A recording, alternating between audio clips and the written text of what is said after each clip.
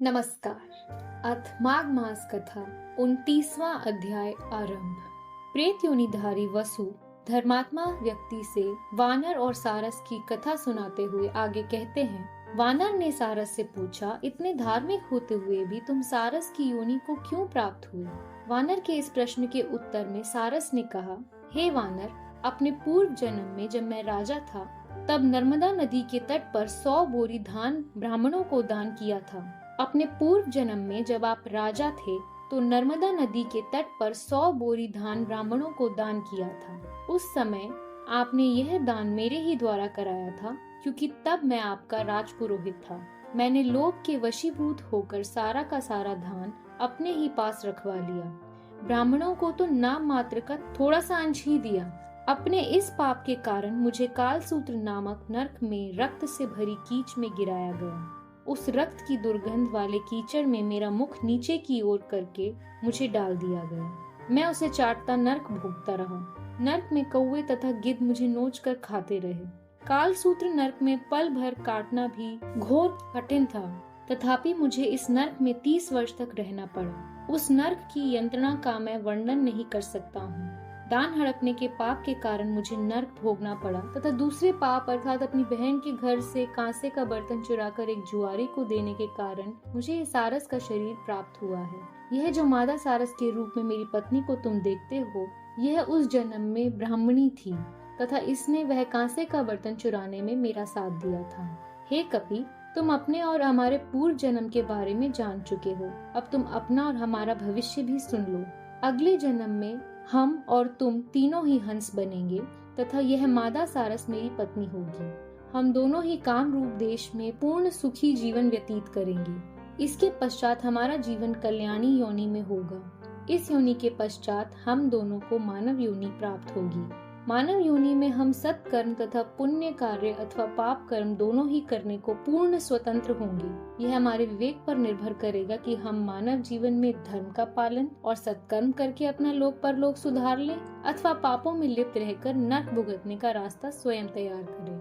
वानर ने कहा, हे सारस, मैंने पूर्व जन्म में राजगुरु होने के नाते आपकी पूजा की थी और अब भी स्तुति करता हूँ। हे सारस, तुम अपनी पत्नी सहित सुख पूर्वक रहो, तुम्हारा कल्याण हो। तुमने मेरा अज्ञान दूर किया है, अतः अब मैं भी तुम्हारे कथन को ध्यान में रखकर अपना शेष जीवन व्यतीत करूंगा। प्रेत ने इतनी कथा कहने के बाद कहा, हे द्विज, नदी के तट पर मैंने जब वानर और सारस के वार्तालाप को सुना तो मेरा भी अज्ञान नष्ट हो गया। इसके साथ ही मन का दुख एवं समस्त चिंताएं भी कम हो गयी।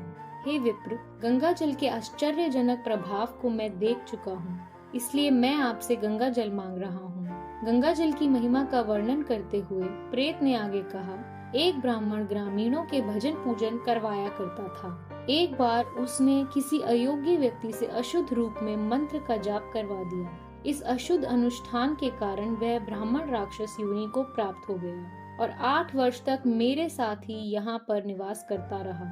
8 वर्ष बाद उस ब्राह्मण के पुत्र ने अपने पिता की मुक्ति के लिए उसकी अस्थियां एकत्रित करके तथा उन्हें ले जाकर कनखल में गंगा जी के पवित्र जल में प्रवाहित किया।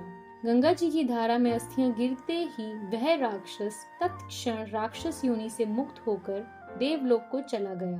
प्रेत ने आगे कहा, हे विप्र, गंगा जल के इस अद्भुत तथा चमत्कारी प्रभाव को देखकर ही मैंने आपसे गंगा जल की याचना की है।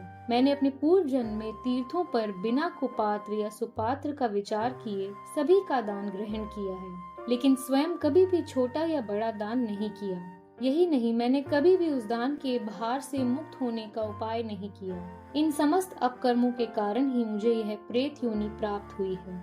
अब मैं इस योनि में अत्यंत दुखी हूँ। मुझे इस योनि में भोजन और जल तक प्राप्त नहीं हो रहा। मैं अत्यंत दीनहीन दशा को प्राप्त हूँ। इस विंध्य पर्वत पर दुख भोगते हुए मुझे सहस्त्रों वर्ष व्यतीत हो चुके हैं। हे द्विज श्रेष्ठ, अब कृपा कर गंगा जल देकर मेरा शीघ्र उद्धार करने की कृपा करें।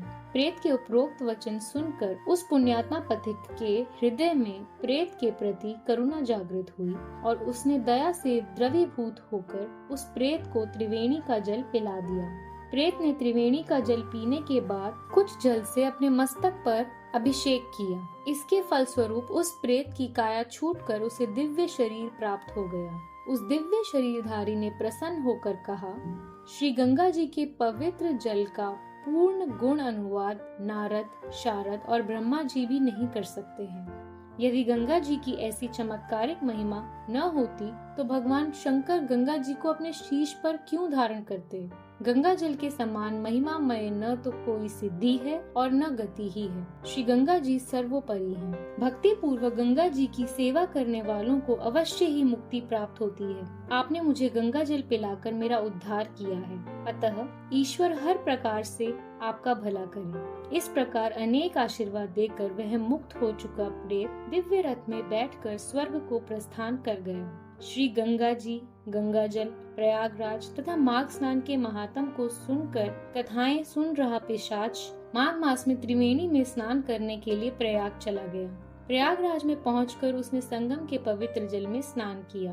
प्रयागराज में स्नान करते ही उसके समस्त पाप नष्ट हो गए तथा दिव्य दैविक शरीर प्राप्त हो गया। दिव्य शरीर प्राप्त कर वह भक्ति पूर्वक भगवान विष्णु की आराधना करने लगा। जब गंधर्व गण उसकी स्तुति करते हुए उस पर पुष्प वृष्टि करने लगे और देव ललनाएं अभिवादन करने लगी और वह दिव्य विमान पर आरूढ़ होकर इंद्रलोक को प्रस्थान कर गए, तब गंधर्व गण उसकी स्तुति करते हुए उस पर पुष्प वृष्टि करने लगे, देव ललनाएं अभिवादन करने लगी और वह दिव्य विमान पर आरूढ़ होकर इंद्रलोक को प्रस्थान कर गया। इति श्री पद्म पुराणे माघ मास महात्म 29वां अध्याय संपूर्ण। भगवान विष्णु की जय। धन्यवाद।